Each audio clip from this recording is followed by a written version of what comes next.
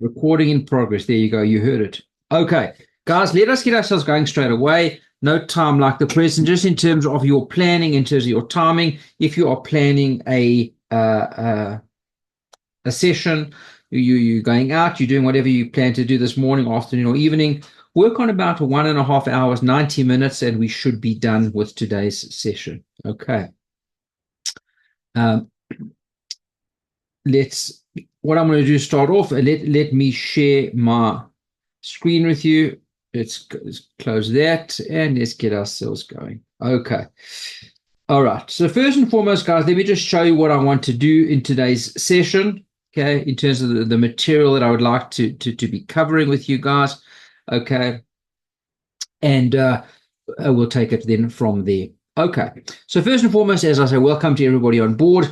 I did get shouted at by a couple of people, why are we starting so early?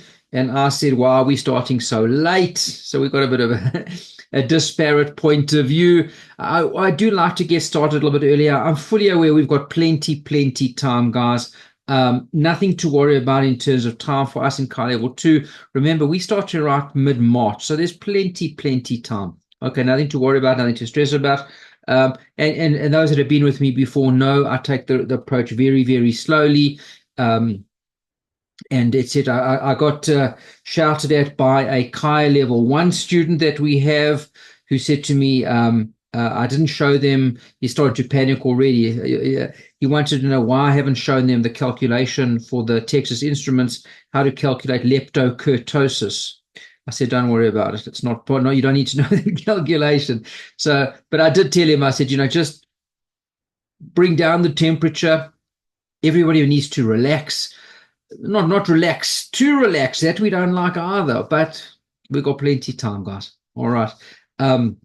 So let me just take you through, guys, what I plan on doing today with you guys. As mentioned, we've got about 90 minutes together. Okay. One of the guys also mentioned a little bit earlier, or the level 1 class, everybody was very happy except one guy. He says, can't we extend the session by about another hour and a half?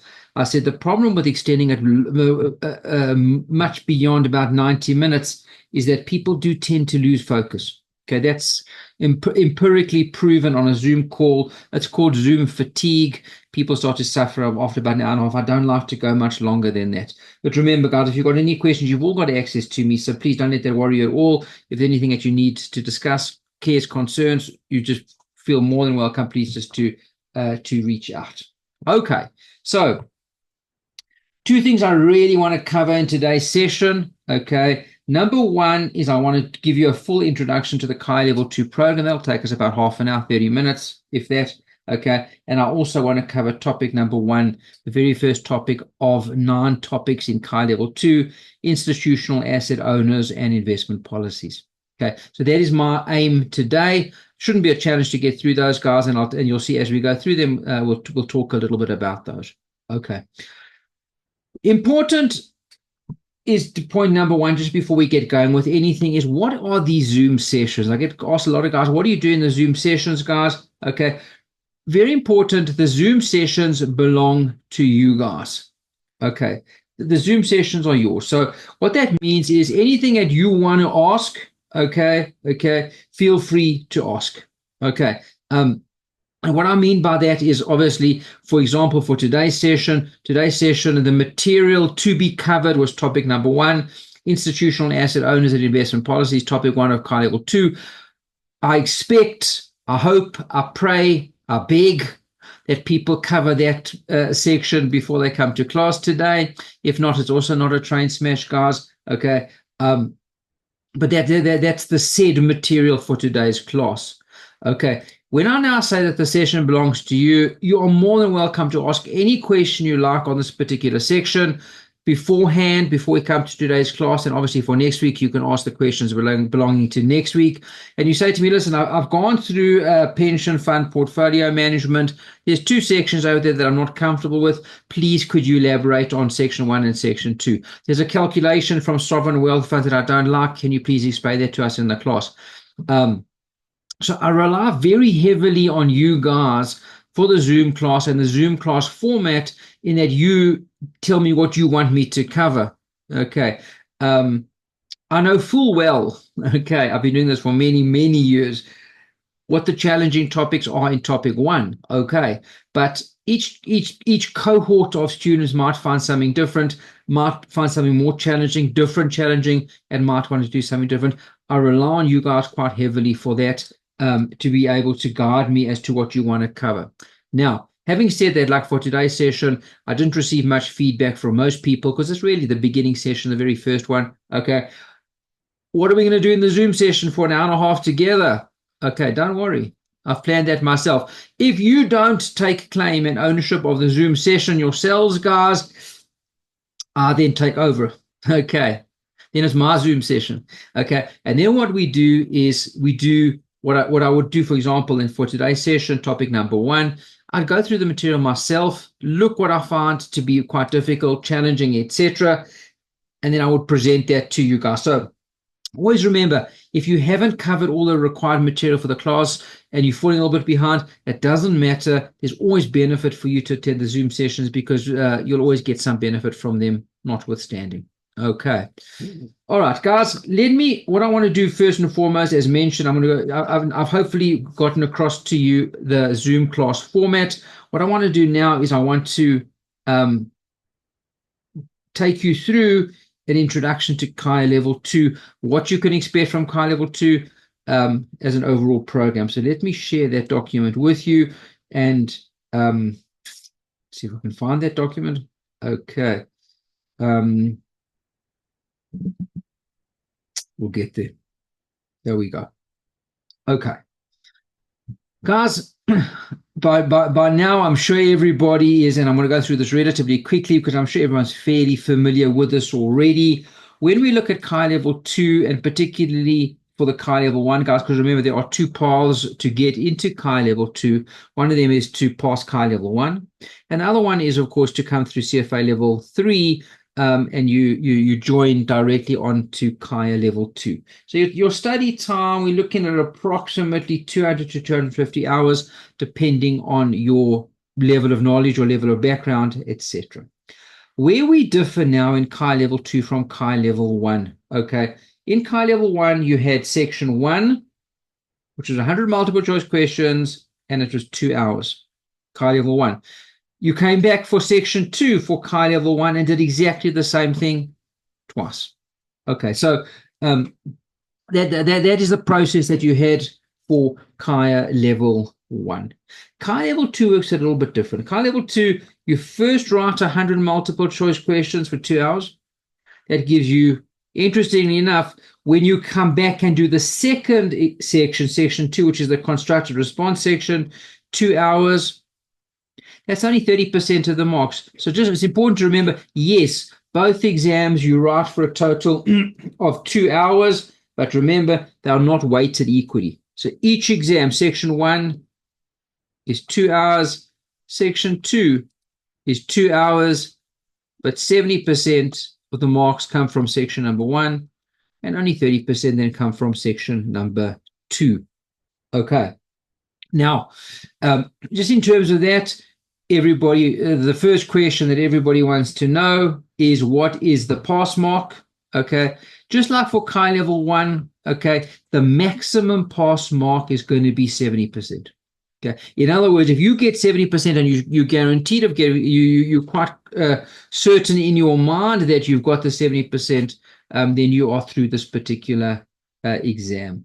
Okay, so when we look now at the particular exam, okay, just to illustrate the point, because we get this question often, remember the first component of the exam is the multiple choice section with 70%. Now, if you come out of that first paper and you just say, for example, you say to yourself, okay, you are so convinced, I'll just do the maths for you over here. Remember, we're just going to call it exam 1 MCQ.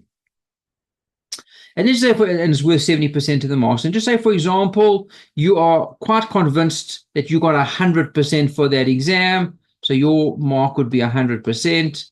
You're now sitting at an overall mark of 70%. Remember, exam number 2, which is the constructed response section, which is worth 30%. You don't even need to show up for that paper. Don't bother. Go home, and you've passed this exam. Of course, it's a bit of a wild example because no one can ever be sure they've got 100%, and no one should ever not attend second paper.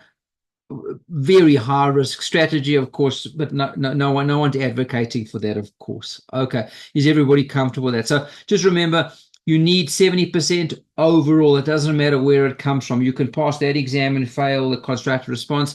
If overall you get 70% of the marks, you are guaranteed then of a pass. Everybody comfortable? Okay. When we look over here, guys, okay, in terms of the exam, your March exam is 17th till the 28th of March. Remember again, why do we work in exam windows? This is particularly for the CFA guys coming across into CAIA. Just remember that just when you register for CAIA, you don't yet have an exam date. Please go and book yourself an exam date. And remembering, of course, guys, the earlier that you book your date, the more likely you are to get the date that you require. Okay, September exam window, we haven't yet seen the exact times for that. They may be out by now. I don't know. Okay, what I want to show you now, guys, is level 2, the topic weightings, and level 2, and particularly I'm talking now to the guys that unfortunately perhaps never passed the level 2 exam in September and are redoing it. First and foremost, congratulations to you for getting back up and coming back to write it again. That in and of itself shows a lot of strength of character, so well done to you. But I just want to show you what your changes are and how big they are. We get asked what percent of the syllabus has changed. Difficult to tell, but I'll show you why it's difficult to tell. Okay. And we start off over here. Just remember, guys, emerging topics and universal investment considerations. And it's really just a bit of a cosmetic change more than anything. Okay. In 2024, both of those used to be topic 1 and topic 2. They have now moved in 2025 to the back end. I don't know why. Okay. They now sit as topic 8 and topic 9. Okay. Just watch for that one. And what that does, it's a small change, but I always get a bit annoyed with CAIA when they do that, because particularly for candidates that are repeating, they're used to that being topic 1, topic 2. Now, all of a sudden, everything goes on 8 to 9, and what was topic 3 now becomes topic 1. It's just a bit confusing, so just bear that in mind as you go through your process. Okay. What they then did is they moved institutional asset owners, which was topic 4, into topic 1. Asset allocation, quite as you can see over here, that's new. But is it really new? Not really. Okay. It looks new, feels new, but it's made up of bits and pieces from all over the show, but not really that new. Risk and risk management, we've seen before. No changes over there. What they've done over here, guys, and this is a big one. And by the way, I'm going to answer someone's question. I'm not sure who put it through. I'm working on many different emails, this system, that system. So I can't recall exactly where I saw it, but I'll answer the question anyway. Due for release coming up in about a week's time is methods and models. Topic number 4, we plan to release that one in about a week's time, Sunday a week. And someone said, will that be released earlier? Unlikely this time around. And the reason why it won't be is because what they've done with methods and models, okay, it used to just be called models. Okay. And what they've done is they've put models together with methods, and they made this a very big topic. For example, institutional asset owners is 5 readings. If memory serves, asset allocation is 4. Risk and risk management is 5. And this one now becomes 7. And the reason it's become 7, they've put 2 topics together. Okay, so what they've done is they've taken models. I'll just show you the 2 that they put together over here. They've taken models and they've taken methods. Okay, and that's why it's called methods and models, by the way. Okay, and they put those together. So it's a bit messy.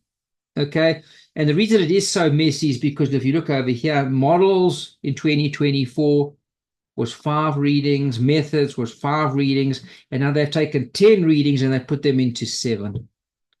So, for example, the very first reading puts 2 together. Interest rates and credits gets put together. It's a bit messy, okay, but no, so we won't have that ready earlier than the proposed time. We will have it ready on time, as we have said.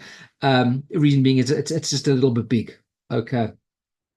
But then after that, most of the stuff is fairly, as you can see, guys, if I just show you over here. And again, this is just really talking for the 24 guys. Access, due diligence, same story, volatility, all the same. No, not much changes over there. Okay, so if you had to say overall, how does it look relative 24 to 25?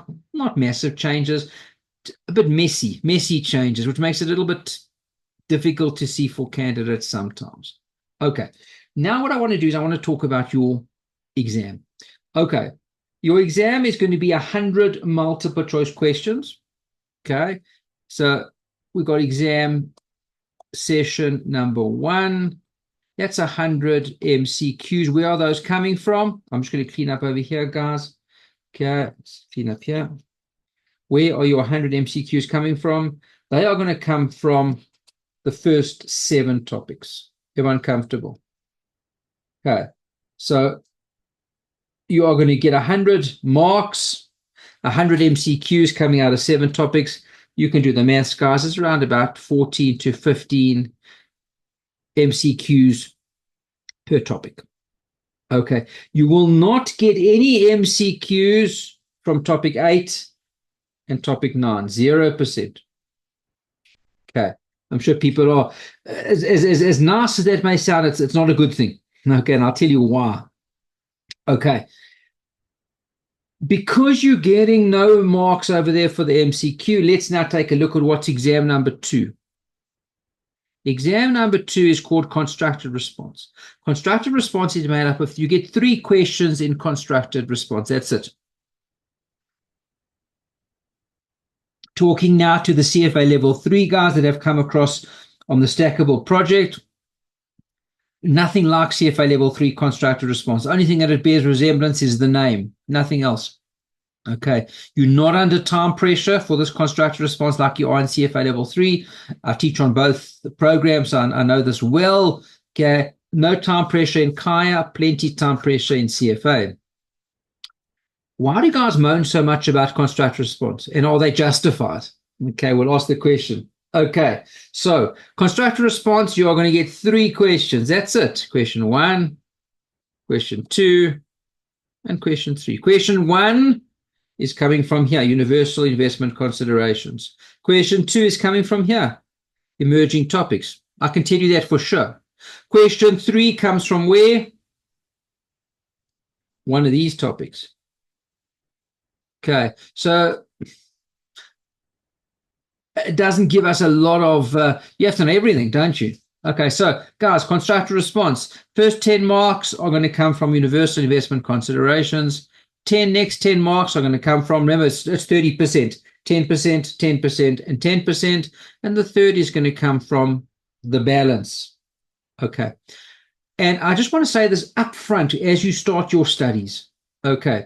When you look at these, okay, they are not going to be, and a lot of people say constructed response, essays. No.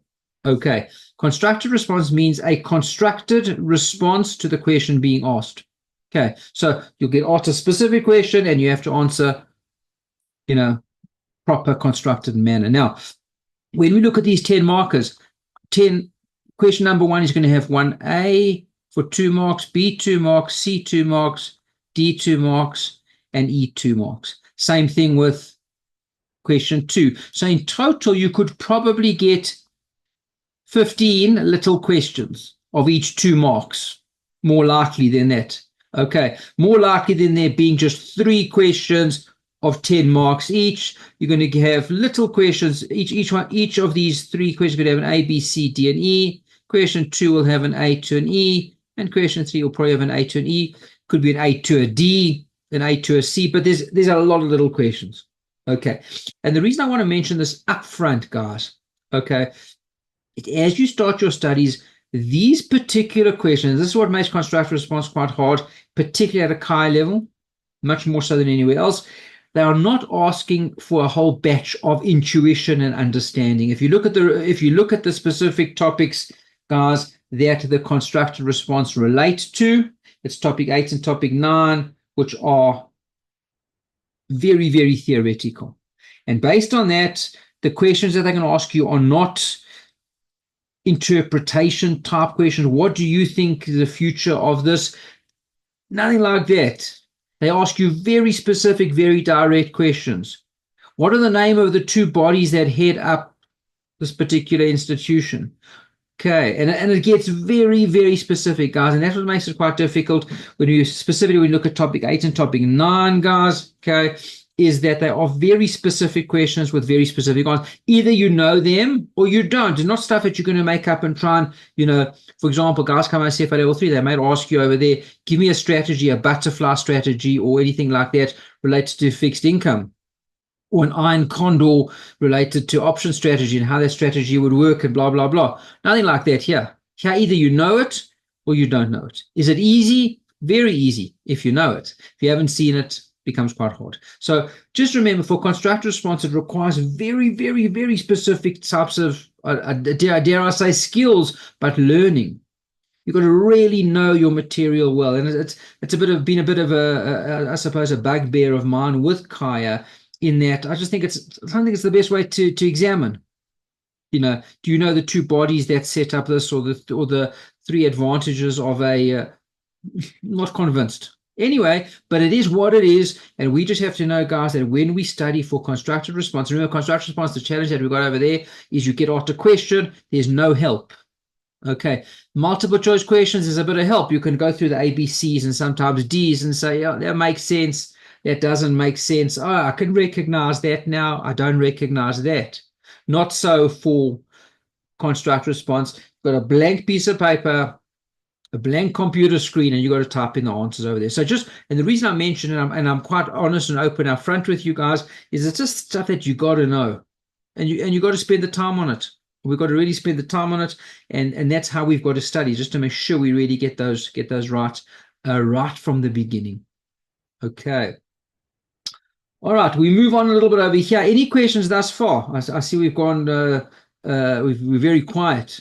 Okay, this is the part that stuns people a little bit, but I hope everyone is still good there. Okay, guys, just in terms of some other policies as well, I just wanted to mention, of course, okay, in terms of calculated policy, Texas Instruments, BA2 plus or professional, same as CFA. Of course, you can also use the HP 12C if you like that one. Just like CAIA level 1, guys, equations have got to be learnt. There's a tiny little, I think there's 4, maybe 5 equations that will be given to you on your exam.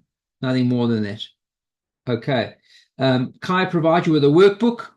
Okay, bit of as well as what we call an online exam. It's a fantastic resource, but we'll do that closer towards exam time, the online exam. Guys, a lot of guys say to me, is it a good strategy to practice exam questions now? As a strategy, it's not a bad strategy, but it's a bad strategy to take the practice exams that, for example, you're going to see on the CAIA website, and to try and look at those. And then when you come to the exam, closer to the exam time, now you want exam practice, and you do that exam again, and you're getting 85%. You're not worth 85% because, and I'll tell you why, because you've seen all the answers and the questions before. So try and leave exams as late as you can till you are ready for exam practice, till you are ready to take them under exam conditions. And then that's the best time to take those, because at least then you know what you're worth realistically. And can you do 100 multiple choice questions in 2 hours realistically? Okay. Generally, results are made available to you guys 6 weeks after the exam window closes. And the guys just got their results. I'm sure everybody knows this last week. It's normally a Tuesday, but everybody can well understand why this last week Tuesday was not the day. I think it was the American election. Okay. So they pushed it out by a day. Okay. So congrats to all the electioneers. Hope everybody voted what they wanted, got what they wanted. And there we go. Okay. Guys, just before we get moving on to the next section, that was a basic introduction to what you can expect for CAIA Level 2. Any questions, guys? Questions, queries, concerns? Anything? Okay, I can see there are a couple of guys over here on our call today that are repeating. So hopefully, just wishing everybody the most amount of success for your repeat. And yeah, the only advice I always give guys going to CAIA level 2, for those guys repeating and for those guys that are for the first time, detail, depth matters for CAIA. You've really got to take your level of knowledge quite deep. When you see a specific concept that you see, you might say, yeah. They like that kind of stuff. Okay. Unitranche debt. Interesting words like that you think, what does that mean? Tranche warfare, all this kind of good stuff, guys. They like this kind of stuff. You must learn those words. Everything that you see highlighted, they love. Okay. And the best time to do it, obviously, is that's why I mentioned it now, is at the beginning of your studies, so that you're able to take that in and focus on those as you go through your material. Okay, good. In my experience, I've got a question over here. In my experience, which is the hardest topic of the 9? For example, topic 1 wasn't too complex. Kamir, you're right. Topic 1 is not too complex. That's why I managed to push it in today. And not just do the introduction only. I'm also quite comfortable to do topic 1 because no, it's not overly complex. In terms of if I just take you back, guys, let me give you a quick a peek as to what, and everyone's different, but and anybody that's on the call that perhaps has done CAIA level 2 before, you feel free as well just to chime in and give us your comments. But generally speaking, guys, okay, the topics are broken down into, for example, what you find quite calculation heavy, quite theory, and then yes, most people find topic 7, which was the old topic 9, quite complicated. You've got delta neutral strategies over there. You've got all your derivative instruments over there. You've got all your strategies over there, your delta, your gamma strategies, gamma neutral, volatility, the VIX. It's not an easy topic. Okay, not an impossible topic by any means, but not easy. Institutional asset owners. It's a gentle one. It's a nice one. That's why we start. Not a bad idea to start with that one. Okay. Methods and models, also not easy, guys. Topic 4, don't overlook that one. Particularly now that they put in methods of alternative investment. You've got your binomial, your Black-Derm and Toy models over there, Vassy-Check models, your interest rate models, your credit models are in there as well. You've got Black-Scholes-Merton in there as well in topic 4 now. It's a beast. Okay, so I would not discount topic 4 as well. As you move here, access not bad. Topic 6 becomes very theoretical, due diligence and selecting managers. It's learning lists after lists after lists. It becomes very theoretical. And to be honest, I don't think it's ever anybody's favorite in terms of the excitement factor. Okay. Let's see, we've got over here a new message. Let's just have a look over here. Samantha, welcome on board. Nice to have you. Is there a lot of overlap between level 1 and level 2? Not a whole batch, no. Remember, Samantha, what they did a couple years back is that they completely overhauled the syllabus. Okay, what the syllabus used to look like, and I'm probably talking 2021 maybe, okay, is that level 2 was level 1 on steroids. Okay, what I mean by that is in level 1, you did private equity. Level 2, you did private equity exponential, the detail. Level 1, you did hedge funds. Level 2, you also did hedge funds, but much more detail. What they then did is they took all of level 2 and pushed it back into level 1. In other words, you cover all your major alternative asset classes in level 1.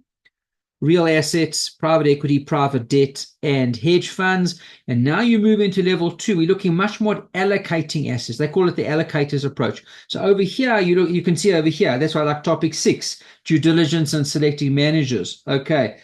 Strategies, volatility and complex strategies. Much more a big look, an overall look.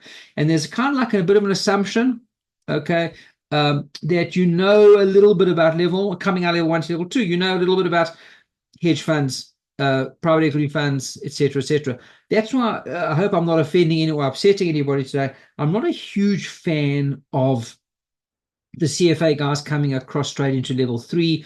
I know the appeal of it is because you can get a designation quite quickly, okay, but there are going to be gaps. There's definitely going to be gaps. Okay, so if you are a CFA level 3 charter holder doing the program,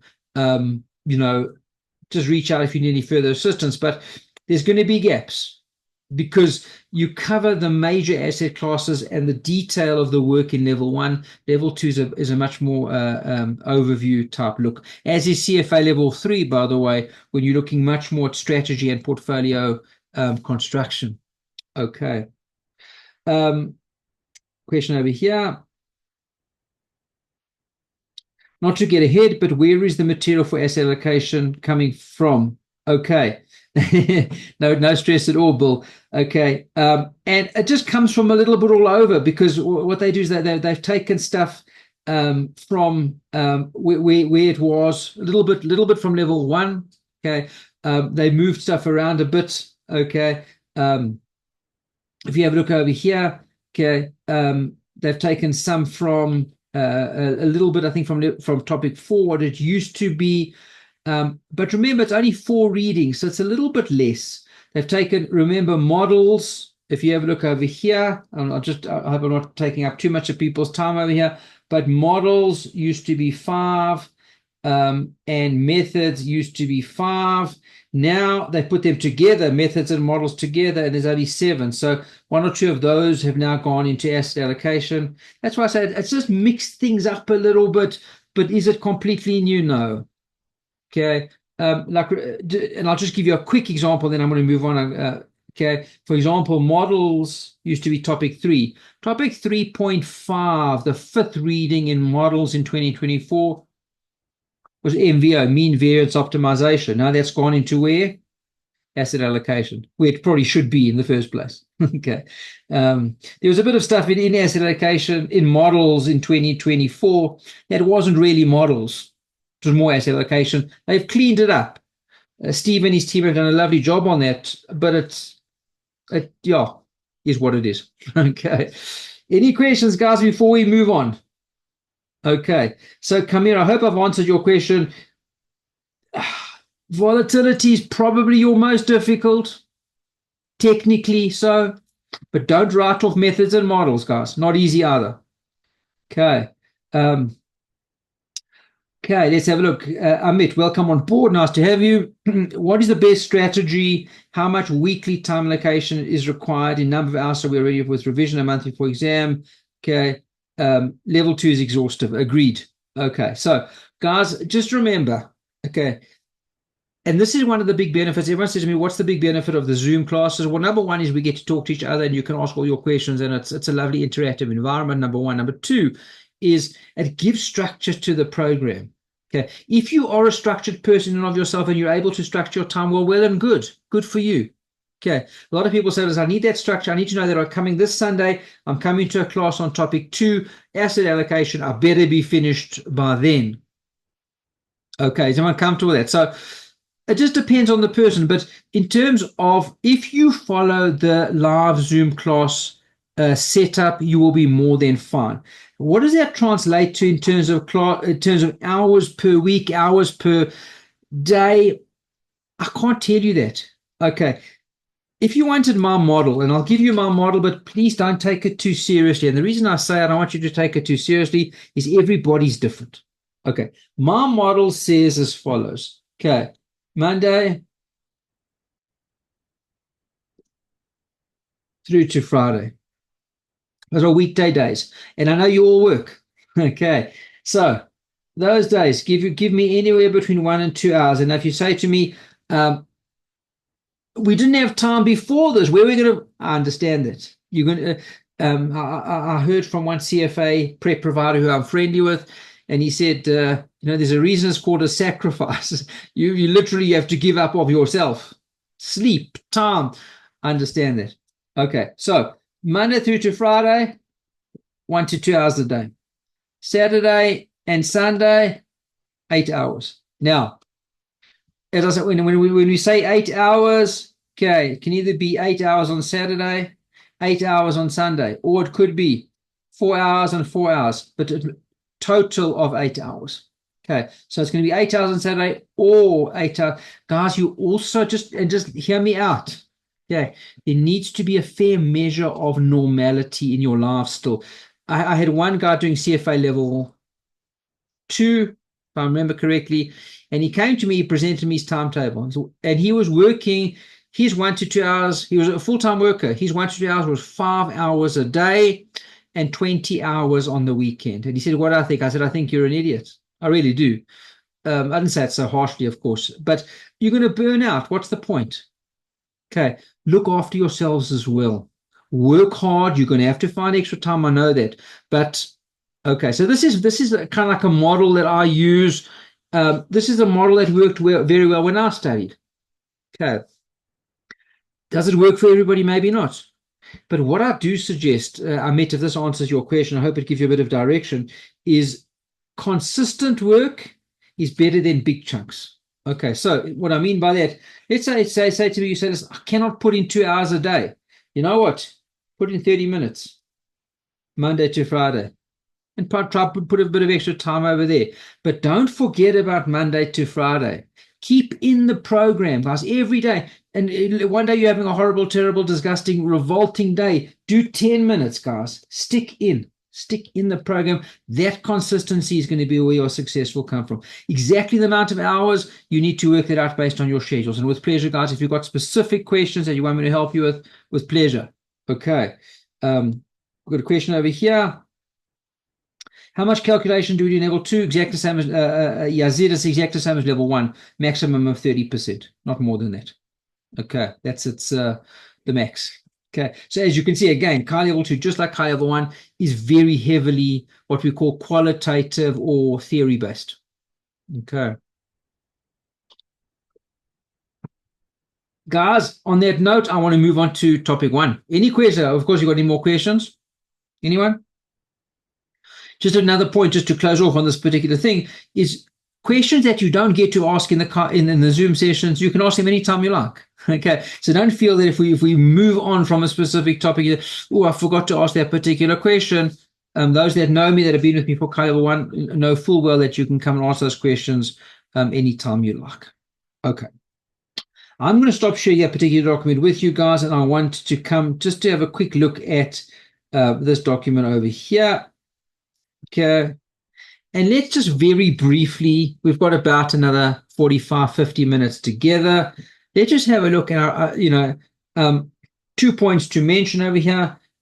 Today we will be starting and finishing topic number 1. And point number 2 is, what if you say to me, listen, I haven't started yet? Doesn't matter. You'll start with topic 2. Each topic is quite separate one from the other, number 1. And number 2, just to remember, guys, we do break in terms of the Zoom classes around about mid-December for about 3 weeks, something like that. I can't tell you the exact times and details that we've got, but there is a nice break in December. So if you are behind, don't let that worry you at all. Okay. We will catch up. You will catch up. Okay. But as much as you can, try to stick with us. For example, we will be finishing topic 1. We got a class again next week. As much as you can, okay, just try and keep up with us. That'll stand you put you in the best position possible. Okay. So just if you could, and remember, we are going to get a bit of a break towards December. You'll have time. Okay. As Kamir mentioned, we don't want to treat it disrespectfully, of course. Okay, so but yes, topic 1 is a fairly gentle topic. I looked around for some calculations, guys, just to try and make today's session a little bit more difficult, complicated, okay, worthwhile. There were a couple of calculations which I'm going to take you through for reading 1, 2, and 1, 3. Okay, but there's not that much. Okay, it's it's a lovely reading. It really is. It's a really lovely topic. And just to give you a bit of background, topic 1, institutional asset owners and investment policies. And by the way, Samantha, you can see over here, you can see the direction that CAIA level 2 is taking. They're looking much more, we've dealt with all the asset classes in level 1. Now what we're doing is we're looking at investing. Okay, so now that's why we start off over here. Topic number one is, who are the investors? Okay, who are the guys that are going to be looking to take the CAIA level one investment asset classes, real assets, private equity, private debt, and hedge funds, and make investments? So who are they, guys? Let's have a quick look. Who are our investors? Okay, we're going to be looking at foundations, endowments, pension funds, sovereign wealth funds, and family offices. So those are our major institutional guys that will be looking to make use of alternative assets investments to enhance their portfolios. And you're going to continually hear the same thing. Okay, that's going to drive you a little bit mad over time. You're going to hear the same thing time and time again. And what is that? That these particular investment owners, asset owners, some of them are longer term asset owners. Alternative assets fits in very nicely their portfolios. Time horizon is slightly longer. Liquidity is not an issue for these types of investors. They can stay in for a longer period of time than some others. And adding these particular investments to their particular asset classes, which are the traditionals of stocks and bonds, brings about diversification benefits, as there are, and you can even finish the words for me by now, guys. I know there are low levels of correlation between alternative assets and the traditional assets. That's bringing diversification benefits. Do we know that? Hey, okay. Alex, you are spot on. Alex asked the question. I'm battling to differentiate foundations and endowments, and the reason that you're battling is because there's not a batch of difference. There's not a whole lot of difference.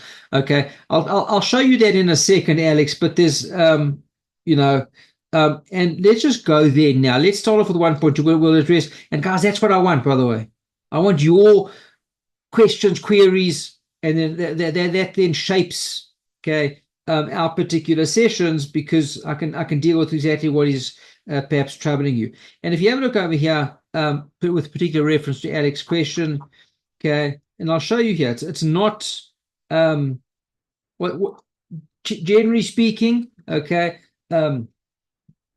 okay, and let's go down, okay. When you look at endowments, okay, and if you look, when you think about an endowment, think about something like, they often call it the Yale endowment, okay, Harvard endowments. These universities make use of endowments. Why do they make use of endowments? How old is Harvard? How old is Yale? Older than all of us. Even if you had to combine our ages, probably older than all of us, because what they want to preserve the value of the assets on a long-term basis. So they got to make sure, and you can see now one of the reasons of an endowment needs to be sufficient income over there. Yeah. So I know the just from what I read, I'm obviously not involved in it, but they do seem to be getting a bit of a bad reputation of late. Some of these, what do they call them, Ivy League universities and that kind of stuff. But these, and I always smile when I read that, and I'm talking purely from an investment point of view. Like, for example, they say, donors are going to stop donating. And I always smile and I think, if anybody knows the size of the endowments, the size of the money that these guys are sitting on, Harvard, Yale, Penn State, all these, I'm not convinced that a few donors is going to make a big difference. And the reason is exactly that, Alex, is because these are long-term. They've preserved these assets in very healthy structures, but the key for an endowment is its long-term nature. Does that make sense? Okay. What about a foundation? Okay. The foundation, it looks quite similar. Okay. But you'll see about a foundation, I'm just going to take you over the page over here because it asks the question. Okay. Endowments typically live in perpetuity. Okay. Think about the Yales and the Harvards. Okay. And my sense is, unless something goes horribly wrong with these places, they'll be around long after we're long gone. Okay. They're very long-term in nature. Okay. Foundations are generally for a purpose. Okay. They set up to serve a specific purpose, a specific need.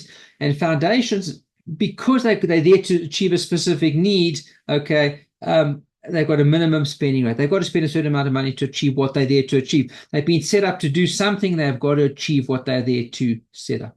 Okay. And endowments generally are more flexible. Okay.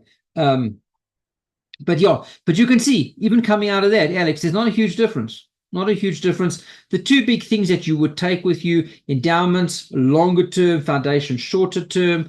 Okay. And foundations, and you can just remember, one of my students once taught me this. I learned from everybody, guys, mostly from my students. But foundations, okay, F and F, foundations, okay, and they've got a fixed spending. That's how you remember it, if it helps you. F and F. Okay. Guys, any questions further? Otherwise, I'm going to go hop into what I wanted to show you today. I'm going to move across. When I don't get anything specific from you guys in terms of the material, I generally look at calculations. I generally try and see if I can find some interesting calculations that we could look at together. Okay. And I want to just spend a moment over here, 1 to 7, demonstrate knowledge of tail risk. By now, everybody knows what tail risk is. What's tail risk? If I had to draw the picture for you. Okay, where's the tail? It's the left tail that troubles us, isn't it? Okay, the left tail event, it's an unexpected event, comes from the left-hand tail of the return distribution, some big crises of sorts. Okay, and how does tail risk relate then to endowments? Tail risk, endowments, which are generally longer term vehicles, must try and avoid investments that have got significant tail risks attached to them. Okay. Then what we talk about over here when we talk about tail risk, okay, how do you then, as an investor for an endowment, or if you are managing an endowment, okay, some type of an endowment fund, how do you manage it, okay, to make sure that you can reduce the downside risk on that? And everybody coming out of CAIA level 1 or from the CFA level 1 side, what you can do, okay, and one of the most common ones is to purchase a put option. Okay, and I just want to talk about that for a little bit, okay, is the purchase of a put option. Now, when you purchase a put option, okay, what does a put option do? A put option, remember, you buy, and if I just showed you if I just take you through the thinking behind it, guys, you go long. We all know going long means to buy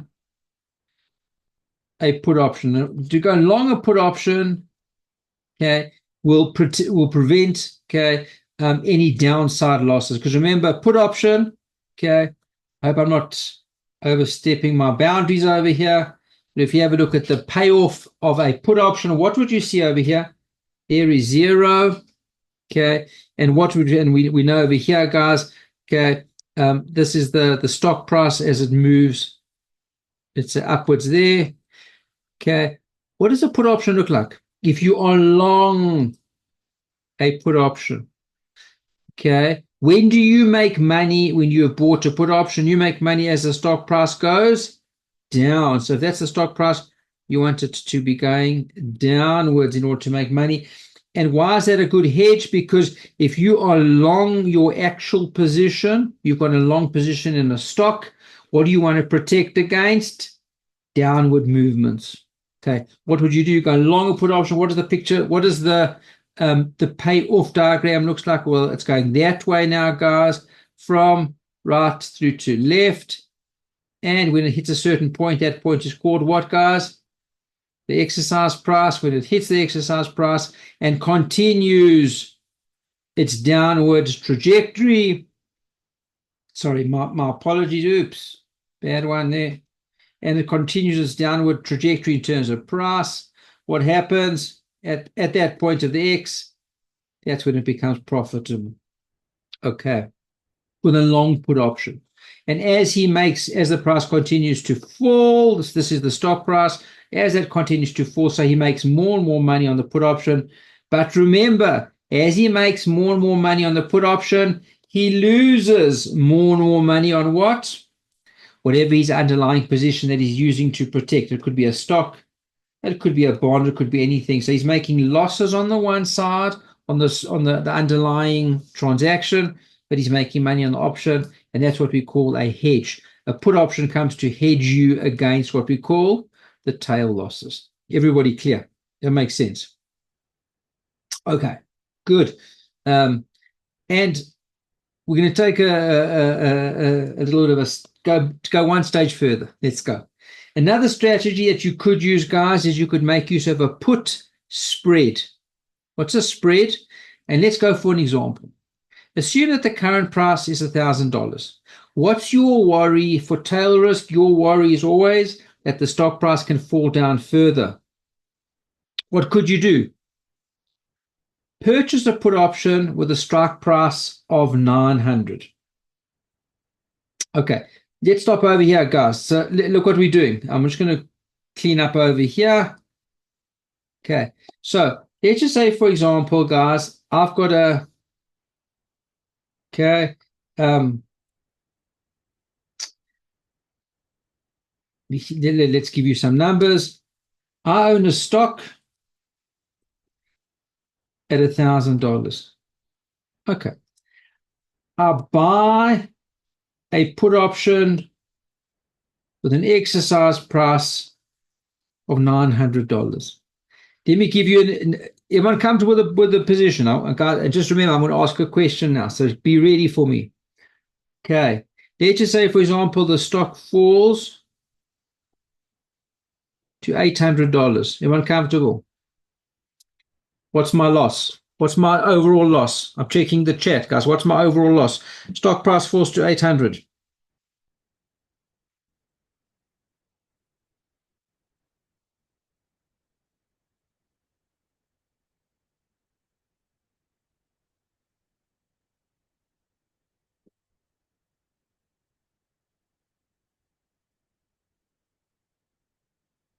Got lots of answers. Good. 100. Amit 100, Alex 100, Yazid 100, Kamira 100. Fantastic, guys. Well done. Because look what happens. Okay, look what happens. So on the stock, always break them down, guys. Always break them down. So on the stock itself, the stock went from what, guys? 1,000 down to 800. I've got a loss of 200. Everybody comfortable? Let's have a look then at the put. The put option, remember, it's got an exercise of 900. So as it goes from 900, I'll exercise down to 800. So I'll make 100 gain, and you can see my net loss is 100 net loss. Everybody comfortable with it? Okay. There we go. It's 100 net loss. Okay. How would we have made this a perfect hedge? Only one way to make a perfect hedge, guys, is that when you set up the particular position, what do? You make sure that you buy a put option with an exercise price that is then equal to the price of the stock. So I wouldn't set my thing at 900. What would I do, guys? I would set that at 1,000. Is everybody comfortable?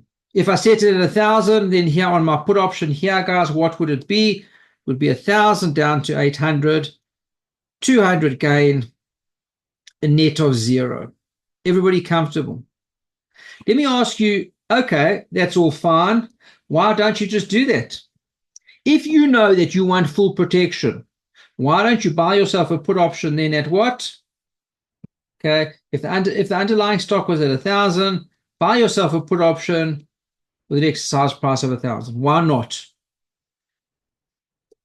Okay, Alex, you're a superstar. It's expensive. Now, remember, guys, the minute you go long any option, be it a call option, be it a put option, that's expensive. Long means you buy, you've got the option, you pay the option premium. It's expensive. Everyone comfortable? Okay, so it's expensive. So what do you try and do? You say, okay, you know what? I don't think, if you look over here, let's just clean up. I don't think that the price of my stock that I bought, okay, I bought it at 1,000. It's a fantastic stock.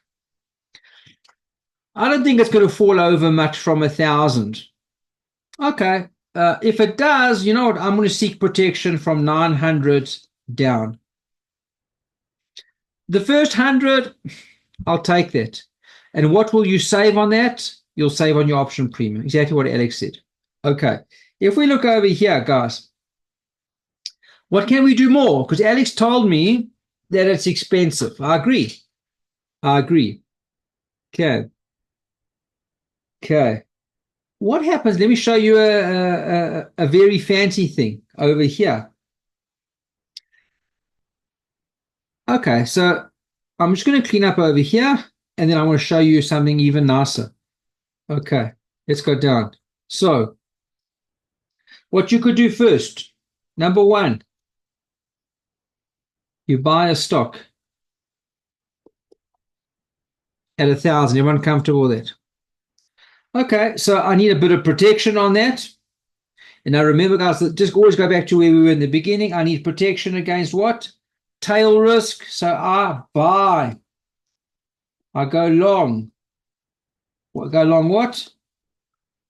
A put option with an exercise price of 900. Is everybody comfortable with that? Does that make sense? Okay.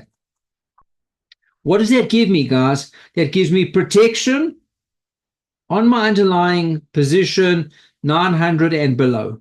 Everyone comfortable? The first 100, that's for my account. If that goes wrong, so it does. Everyone comfortable? But Alex said it's expensive. He's right. So you know what you can do? Okay. You can also, now you can, I've changed, guys. I'm going sell. Sell means to go short a put. Let's say it's 700. What does that do, guys? Remember, now just think about this, and don't overthink it, guys. Look at dot number 3, step number 3. You sell a put to somebody else.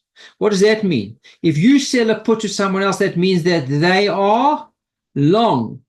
In other words, they are seeking protection on the underlying asset at what price, guys? 700 and below. They bought. Somebody else bought from you because you sold a put option. Someone else bought from you the right to a put option 700 and below. Okay, so that makes sense, guys. Why would you do that? Remember, guys, when you buy a put option, you pay money. When you sell a put option, you receive money. Does that make sense? Okay, guys, last one on this one. If you get this right, we'll move on. Okay. Yeah, is it exactly right? You offset part of the cost. Fantastic.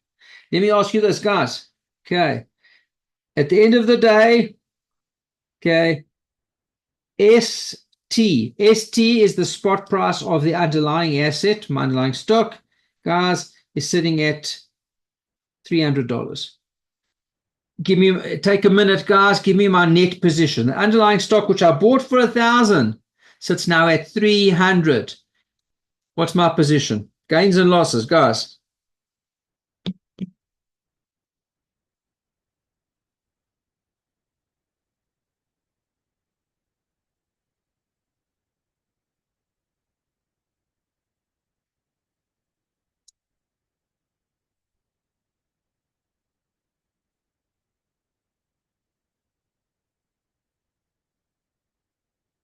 Okay, Yazid says I lose 300. Kamir says I gain 300. Okay. Declan says I lose 300. Alex says I lose 400. Okay.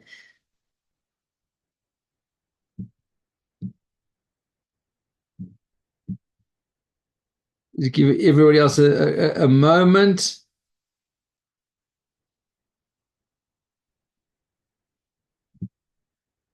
Okay.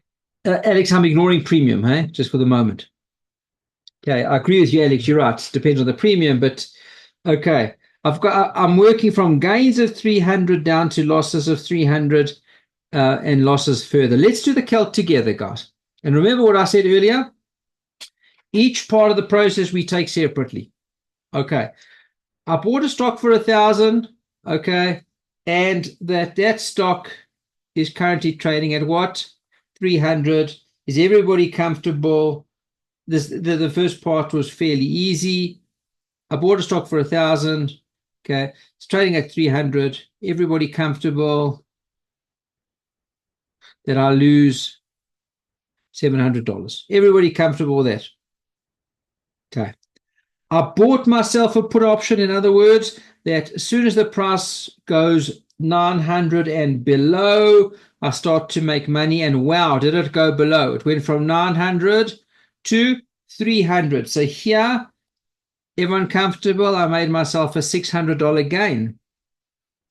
And by the way, if we had to stop at that point, what would you tell me? Oh, there, look, that's the difference. 700 loss, 600 gain. That's because I bought myself a put option at 900, not at 1,000. Everyone happy with the first two steps? What about the third step? The third step is I sold somebody else a put option. In other words, they got a put option. So the minute the price went from $700 and below, they gain and I lost because I sold the put option. What do I lose? I lose the difference between 700 and 300. Everybody comfortable? Okay. Now, if we had to just put all those together, okay, the maths is fairly gentle. Okay, losses of 1,100, gains of 600, total losses then of 500. Okay, and can you see what I've done over here? I've tried to be a little bit smart, too clever, call it what you wish, by going for step number 3 as well. But Alex was right. We do that step because we're trying to minimize the overall costs of options. So I bought an option over here. I paid my money, but I sold an option over there to try and make some of that money back. Everyone comfortable? Any questions on that? Can anyone see why we got a $500 loss overall? Okay.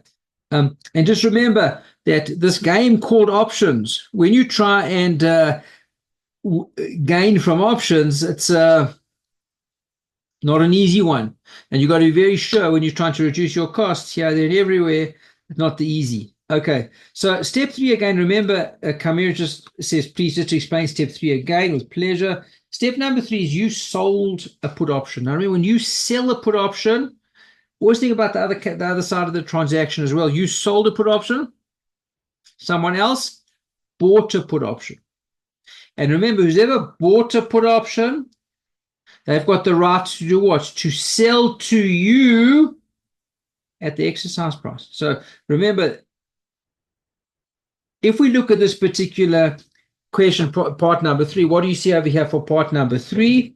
Okay, part number 3, when we sell a put option, the minute the price drops below $700, I lose money.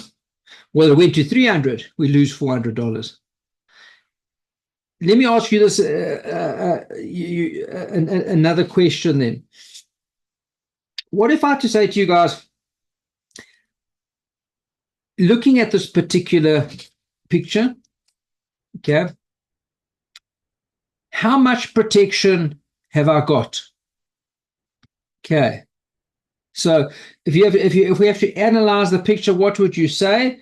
And if I just break it down for you, okay, let's clean up that. So number 1, I've got no protection between 1,000 and 900. No protection at all. And remember, what am I looking for? Tail, downside protection. So from 1,000 to 900, no protection.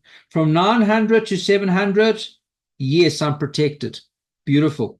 But if the price goes below 700, there, no protection. Make it a no.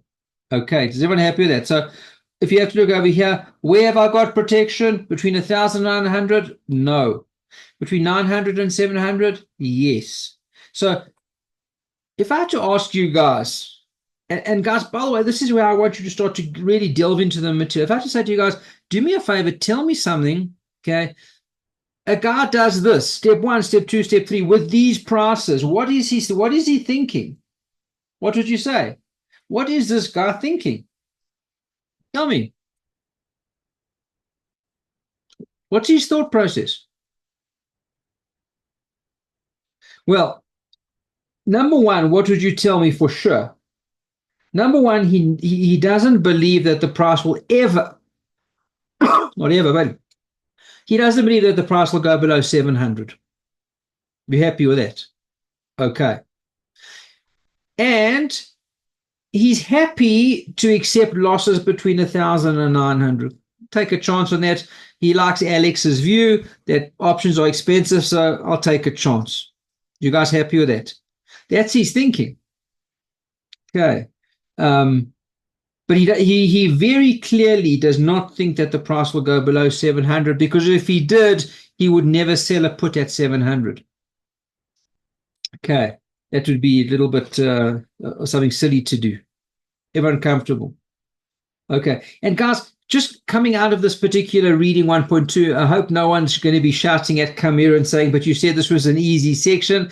I've picked the one the one challenging component of it, which is tail risk. And of course, I picked that specifically because that's where we can add value. But can you see how that works? And don't just, what a lot of guys do. Let me tell you what guys do. This is where you've got to be a bit careful. They look over here and they start and they say tail risk and hedging.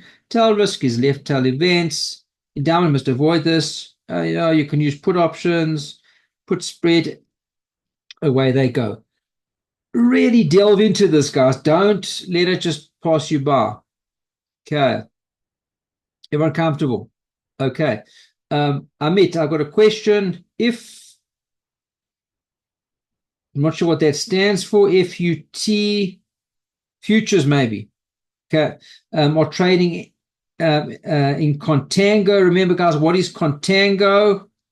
Anybody? So contango, remember, that's the normal approach that they take, that the current spot price is lower than the futures price. Otherwise, it will be called what, guys? Backwardation. Okay. If we are doing a calendar spread with long-term options, 6 months and 12 months, does it provide a hedging? Depends on the position of the options. Yeah, you could, no problem. Depends on what you do with the options. Yeah. Okay, just watch for that. But remember, Amit, when you set up these types of structures, if that's what you're looking at, just make sure that you set them up exactly. And you can see from the example that I gave you here, guys, depending on what level of protection you want. You want 100% protection? Okay, 100% hedging between 1,000 and 900. But yes, you could use that with pleasure. Okay. Yazid, this is the spread. Okay. And you can see I've given it to you over here. You go long a put option with a high exercise price. And remember, in my case, that was 900. And then what do you do, guys? You go short a put at a low exercise price. In our example, that was 700. Yes, that was your spread. Okay. Okay. There we go. Okay. I'm not going to spend more time over here. I just wanted to look at one more section while we are together still tonight, unless there are further questions here. With pleasure. But guys, just an important thing, and I'm not sure who asked this question a little bit earlier, but let me just double down on it again. Okay. I mean, that's what's called doubling down anyway, isn't it? Okay. Take your time now, guys. So in terms of your study time, each person's got what they've got, but take it slow, take it in. Okay, when you look at a section like this, spend the time, get a complete understanding. What you don't understand, reach out to me with pleasure. Of course, we can do it together. We can do it in a Zoom session, whatever works best. But really, at this point in time, we've got enough time. Really work hard at the material to get a complete, deep understanding. Those are the guys that are going to make this exam. Don't just do a quick read through. Spend the time on the study. All right, guys. Okay. I'm going to stop sharing that together with you guys, and I'm going to share the next one, which I want to have a quick look at. I know we don't have that much time together. It doesn't matter. There's really one or two things I wanted to show you in 1.3. Okay, 1.3 are pension plans. Okay, and there's some nice calculations over here. Okay, as you look at some of these ones here, some lovely stuff. Okay, quite a bit of theory, as you can see there. I'm just turning pages as we go, guys. Okay. Okay, and here's some of your calcs over there. Okay, do take a look at some of those. Some here. I really want to get to this one because it does trouble people quite a lot. So I'm just going to be skipping quite a couple of pages. Okay, not that. This is just in terms of the longevity risk. I'll just mention it now that we are here together. It's just such a lovely one. What is this thing called longevity risk, guys? Longevity risk is, most people see it as a blessing, long life, but it's not such a blessing if the money runs out before the life. Am I right? That's longevity risk. Okay.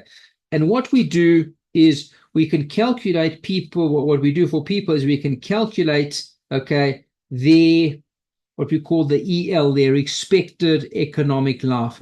The expected economic life tells you when you run all the numbers. Of course, remember what's on the top. You've got your the amount of money that you're going to need, the size of your portfolio, what you can generate on your portfolio. These are all, of course, inputs into the particular sections.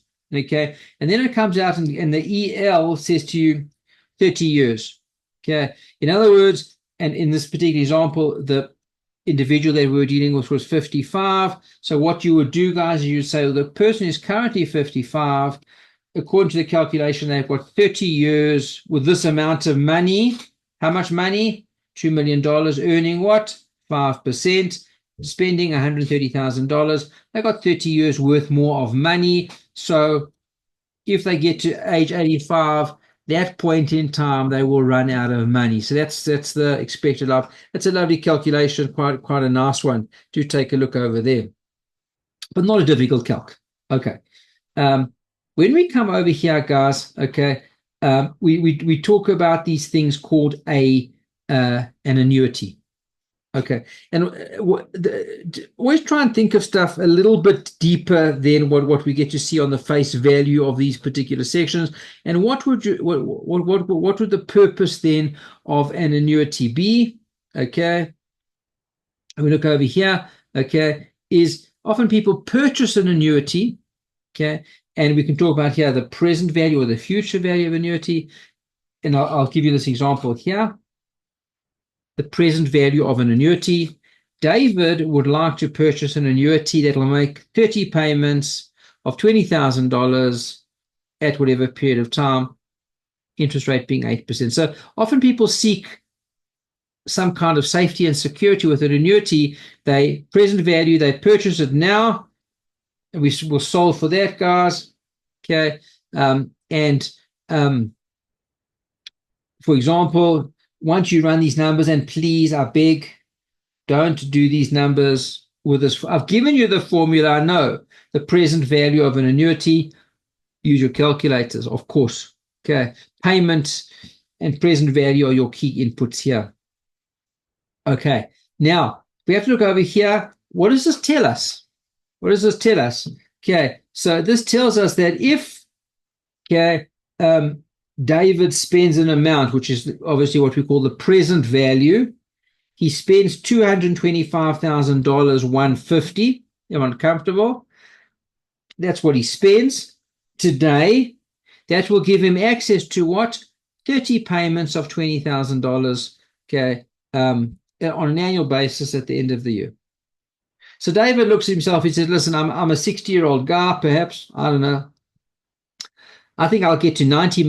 Most of my ancestors got to 90.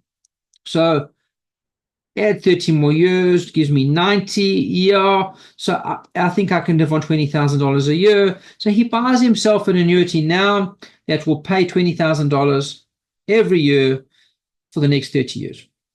What does he have to pay for that? Well, that's the present value calc over here, $225,000. Everybody comfortable with it?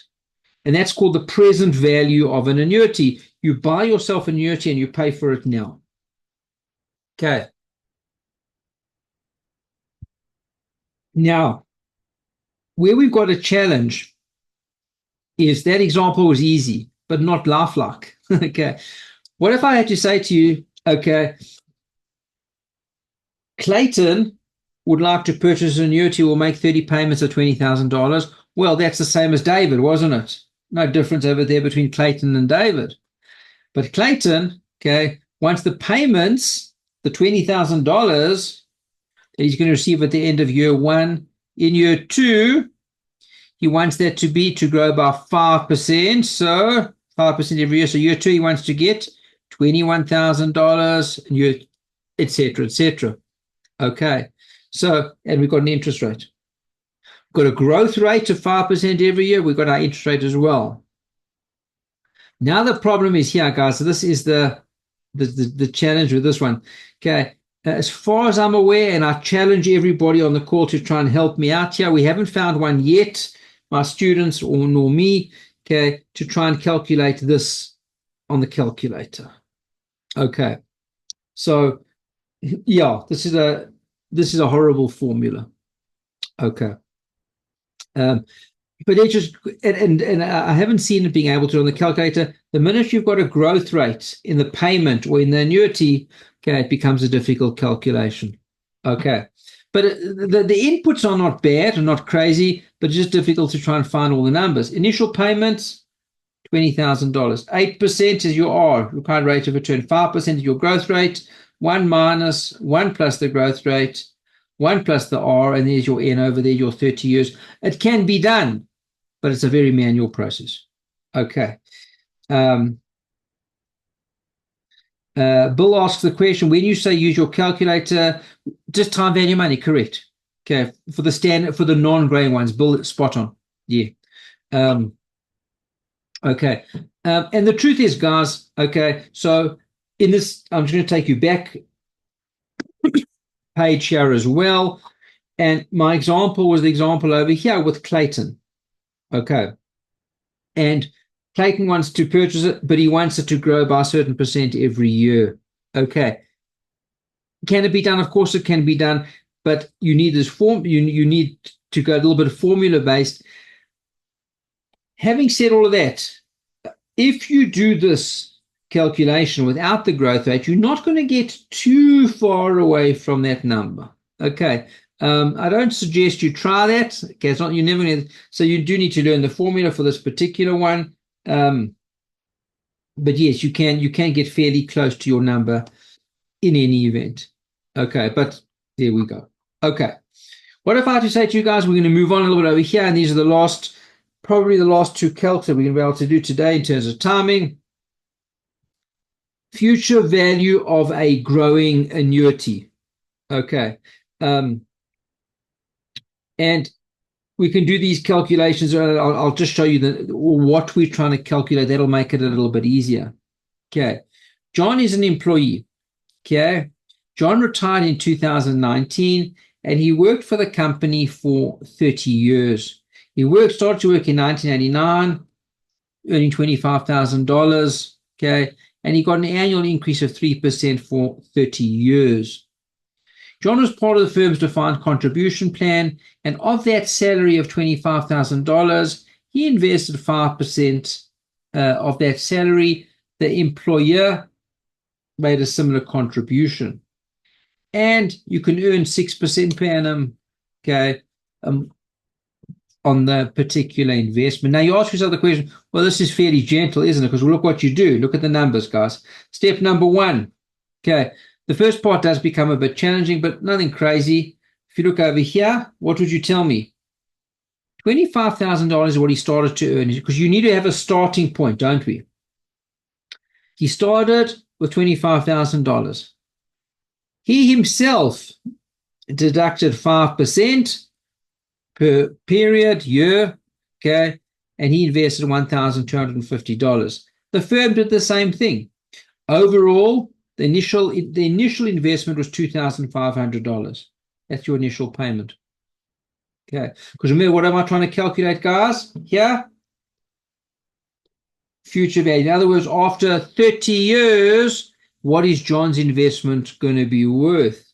So, everybody comfortable? Numerator $2,500. Required rate of return 6% and a growth rate of 3%. Every year John's salary went up by 3%, so his contributions went up by 3%, matched then by the employer. 1 minus 1.03, the growth rate on the bottom, 1.06, which is the required rate of return, period of 30 years, okay, and we come out with our present value. Now that's nice and easy when you calculate, because remember, and this is you ask yourself the question, can this I can hear the minds ticking. Can they ask this in the exam in terms of its length? Unlikely. But just remember, to get to a future value, you first got to calculate what? The present value. What's it worth now? Well, it's worth $48,000. Once I've got the present value, I now take present value and go, okay, 30 years forward. So there we go, 48,000, which is that number there. Is the 48,000. Okay. And I grow it at 6%, which is the required rate of return for 30 years. There is the future value. Okay. There is a calculation just for future value as well. And I've shown you that then here. Okay. But again, can they ask these? They can. Are they likely to? They're very time consuming. So again, that was method number one. You could also go for method number two, which is over here. Okay. Just to go, because method number one says first get present value, then future value. This might well be the way that they're going to ask it over here, guys, is method number one. And they just need to give you what? The present value. You can then calculate the future value. So they can make it into a bit of a shorter question should they choose. They could also say to you, just calculate the future value. Remember, all of these are what, guys? These are called growing annuities. And you can't do them on your calculator because they grow at a percentage. You have to use the formula. Okay, so here you got your initial payment of $2,500, 1 plus your required rate of return, okay, 6% for 30 years, less the growth rate, 30 years, 6 minus 3. And by the way, of course, by now we know, oops, that's a mess. You will get to the same 276, whether you first go present value, then future value, or you go future value growing annuity straight away, you get to the same answer, of course. And what does all of this mean? After all of that, this means that if John and his employer continue on this particular trajectory for 30 years, $2,500, the starting amount, and they do this for the next 30 years, John will have $276,354 at the end of the 3 years. 30 years, sorry. Does that make sense, guys? That's really and the only thing I really wanted to show you all over here today with these particular calculations here at the end of pension funds is that unfortunately there is no official formula that you can use for these on your calculator. You've got to do this a little bit more manually. Okay. Guys, that is really what I wanted to cover with you guys today. Hopefully we have added some value to your morning, afternoon, evening. I'm going to stop sharing this particular document with you. Come back to our main page over here. Any questions, guys?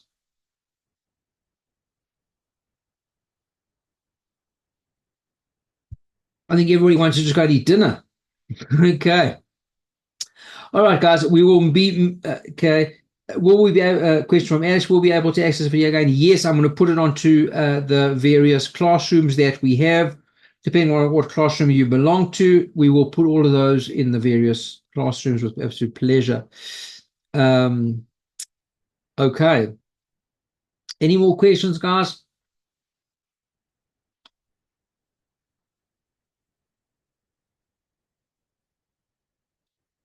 Question from Bill. Overall, your notes are to supplement the actual text. No, our notes are comprehensive. So you can, and Bill, I've got to say this with hushed tones. I can't shout this out because CAIA will come after me. But no, you don't need the CAIA textbook at all. Okay. So it's not a supplement; it's an actual. If you wish to supplement and you want to just a section here and a section there that you want a bit more information on, with pleasure. But no, you don't. You absolutely don't need to use both, and that's obviously why what we're here for is to almost, dare I say it, replace the textbook. Okay. Questions?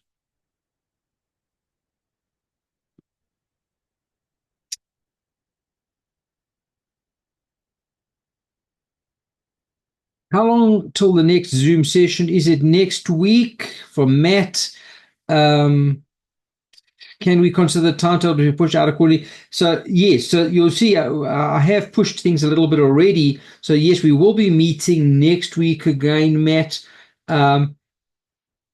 If people have a look at the timetable and are finding it a little bit too much, reach out, of course, and we can make plans for you. Okay. Remember, we are, what do they say? Okay. Big enough to manage, but small enough to care. So reach out and we can discuss that with pleasure. Amit, can we take printed material or have access online? Yes. So remember, all of the materials, all the notes, those notes that I was working with on tonight, those are all in PDF format. Okay, so you can download those with pleasure. Okay. Just save them to your hard drive, whatever you want, but please don't share them. We particularly don't put too much in the way of protections on the material because it just becomes impossible to use. Okay, but just don't share them with your friends, please. This is our RP. Okay. All right, guys. On that note, and remember, guys, if you've got any further questions, reach out, email, WhatsApp, whatever it happens to be.